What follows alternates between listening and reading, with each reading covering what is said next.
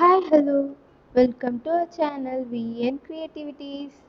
இன்றைக்கி நம்ம சேனலில் எதை பற்றி பார்க்க போகிறோன்னா ரொம்பவே டேஸ்டியான அண்ட் சூப்பர் ஹெல்த்தியான சீம்பால் எப்படி செய்யறதுன்னு தான் பார்க்க போகிறோம். இன்றைக்கி என் த்ரோட் கொஞ்சம் சரியில்லை, ஸோ வாய்ஸ் ஒரு மாதிரி தான் இருக்கும், அட்ஜஸ்ட் பண்ணிக்கோங்க. இதை எப்படி செய்யறதுன்னு பார்க்கறதுக்கு முன்னாடி இப்போ தான் நீங்கள் நம்ம சேனலை ஃபஸ்ட் டைம் பார்க்குறீங்கன்னா மறக்காமல் சப்ஸ்கிரைப் பண்ணிடுங்க. கூட இந்த பெல் ஐக்கனை கிளிக் பண்ணிடுங்க, அப்போ தான் நான் போடுற வீடியோஸோட நோட்டிஃபிகேஷன் உங்களுக்கு வரும். மாடு கன்று போட்டோன்னா வர ஃபஸ்ட்டு பால் தான் வந்துட்டு சீம்பால். இதை வச்சு மட்டும்தான் இதை சீம்பால் பண்ண முடியும். இங்கே பால்காரர் மாடு கன்று போட்டுச்சுன்னா அவர்கிட்டருந்து இதை நாங்கள் வாங்கினோம். இதுக்கு ஃபஸ்ட்டு ஒரு இட்லி பாத்திரத்தை எடுத்து அதில் கொஞ்சமாக தண்ணி ஊற்றி அதுக்கு நடுவில் இந்த மாதிரி ஒரு ஸ்டாண்ட் வச்சுருங்க. இப்போ அடுப்பை பற்ற வச்சு அந்த இட்லி பாத்திரத்தை மூடி அதில் கொஞ்சம் நேரம் அப்படியே அந்த தண்ணி கொதிக்கிற வரல விட்டுருங்க.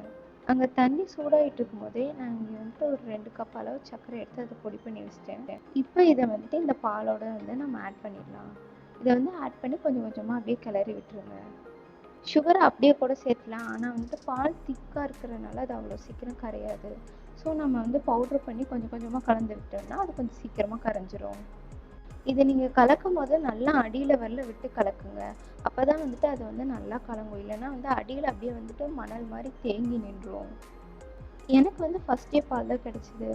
உங்களுக்கு செகண்ட் டே பால் அந்த மாதிரி கிடச்சிதுன்னா கூட அதில் கூட நீங்கள் செய்யலாம். இதை நீங்கள் நல்லா கலக்கலன்னு வச்சுக்கோங்க, அடியில் இந்த மாதிரி கட்டி கட்டியாக இருக்கும். ஸோ நல்லா கலந்து விட்டுருங்க. அடுத்ததாக ஒரு விரல் சைஸ் சுக்கு எடுத்து அதை நல்லா இடிச்சிட்டேன். இப்போ இதை மிக்ஸி ஜாரில் ஆட் பண்ணிடலாம். சுக்கு இடித்தா தான் மிக்ஸி ஜாரில் அரைப்படும். அடுத்ததாக ஏலக்காய் எடுத்துக்கலாம். நான் ஒரு 3 ஏலக்காய் எடுத்திருக்கேன், உங்களுக்கு தேவைக்கேற்ப நீங்கள் எடுத்துக்கோங்க. அடுத்ததாக கொஞ்சமாக மிளகு எடுத்திருக்கேன், அதையும் இதோட ஆட் பண்ணிடலாம். அடுத்ததாக இது கூட ஒரு 2 டீஸ்பூன் அளவு சுகர் சேர்த்துக்கிறேன். அப்போ தான் இது நல்லா அரையும். இப்போ இந்த அரைச்ச பவுடரை நம்ம சீம்பாலோடு சேர்த்துடலாம். இந்த பவுடரை இந்த மாதிரி வடிகட்டி வச்சோ இல்லை சலடை வச்சோ சலிச்சு போட்டுருங்க, இல்லைன்னா உள்ளுக்குள்ளே நார் நாராக இருக்கும். இப்போ இதை நல்லா மிக்ஸ் பண்ணி விட்டுடலாம்.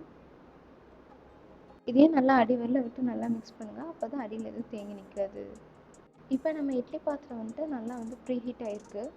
இதை ஓப்பன் பண்ணும்போது அடுப்பை சிம்மில் வச்சுட்டு ஓப்பன் பண்ணுங்கள், அப்போ தான் ஆவி அடிக்காது. ஆவி போனதும் இந்த சீம்பால் கலக்கி வச்சுருக்க பாத்திரத்தை உள்ளே வச்சு அது மேலே ஒரு மூடி போட்டு அதை இட்லி மூடி போட்டு வச்சுருங்க. இது ஒரு 15 நிமிஷம் நல்லா வேகட்டும். இப்போ 15 மினிட்ஸ் ஆயிடுச்சு. இதை ஓப்பன் பண்ணி பார்க்கலாம். கையை வச்சு ஓப்பன் பண்ணிடாதீங்க, இந்த மாதிரி கத்தியோ இல்லை துணியோ வச்சு ஓப்பன் பண்ணுங்கள், ஏன்னா பயங்கர சூடாக இருக்கும்.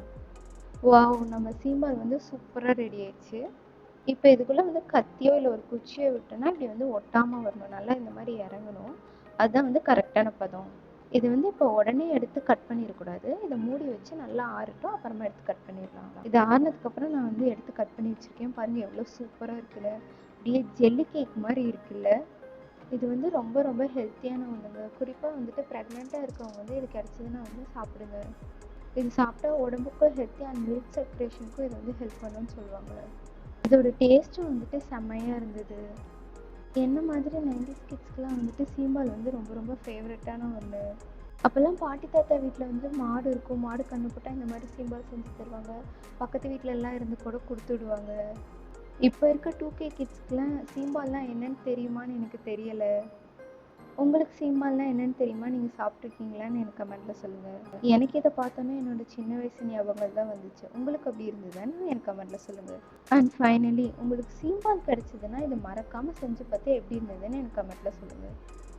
இந்த வீடியோ உங்களுக்கு பிடிச்சதுன்னா லைக் பண்ணுங்கள், ஷேர் பண்ணுங்கள், கமெண்ட் பண்ணுங்கள், அண்ட் மறக்காமல் சப்ஸ்கிரைப் பண்ணிடுங்க. தேங்க்யூ ஃபார் வாட்சிங். Bye by.